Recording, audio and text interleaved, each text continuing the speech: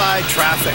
1 minute you're moving along, the next you're seeing red, brake lights, congestion.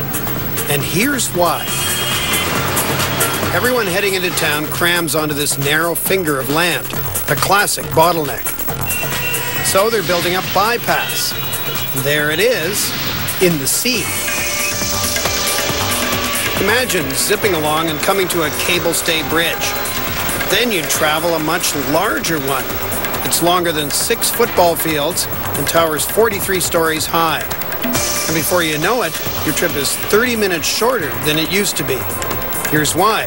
This elevated expressway has 4 lanes going each way for all 6 kilometers. They're building this part now to get around the bottleneck. And they want to build this part right into the central business district. You'll pay a fee to use it, but if you're a frustrated driver, you just want to know, when can I start paying? That day approaches one piece of concrete at a time. It's not easy hoisting 150 tons, so incense and flowers are offered up. The men are at the ready. Watching is planning manager Santosh Rai. The crane cables tighten, and we have liftoff. The segments don't all go up like this. Some are brought by special truck. All 32 wheels have independent suspensions to cushion the shock. A launcher grabs the segments. They dangle in the air until it's time to assemble a whole span. After they check the fit, they slather the ends with epoxy and then join the pieces. They then insert steel rods and string thick wires between the segments. To understand how that keeps the segments together, imagine holding a stack of books. You would always can carry them without any problem because of the gravity. They're always sitting on each other. But the moment I ask you to turn it horizontal, you would like to press some force onto this. And this force is basically what we exert through our post-tensioning system. Eventually, this site will have 9 machines, all lifting segments into place at the same time. These mammoths would require a feeding of 300 segments in a month. That means almost 10 segments per day. Here's where they make those segments. First, they weld together a form. Then they fill it with a maze of steel bars.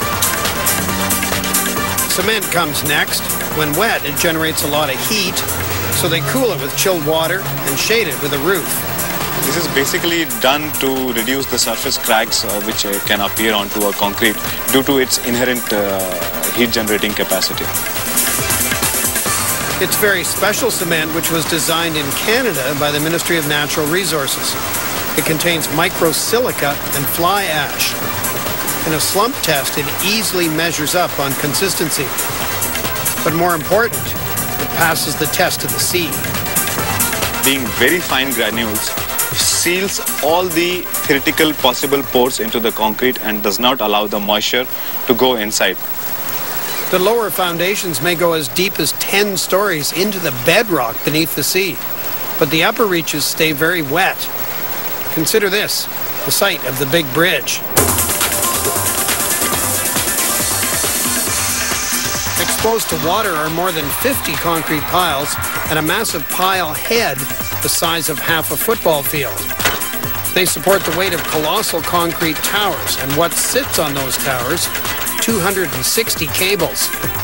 These heavy cables hold the weight of the entire bridge.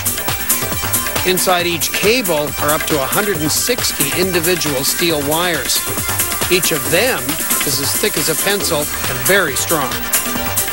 Can hang a full-grown elephant onto it without breaking. Each strand is corrosion-proof, galvanized, and coated with polyethylene.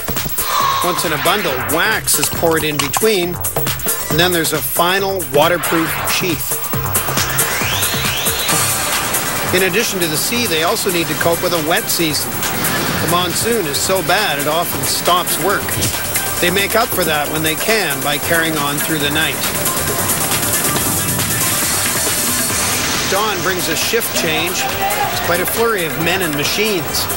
Going out today is a giant form for pouring concrete. This tiny port launches dozens of ships a day, carrying cargoes of every kind. This rush seems fitting for Mumbai. It's India's fastest growing city, a city that's in a hurry to get to the future, a city that'll use the sea link to get there.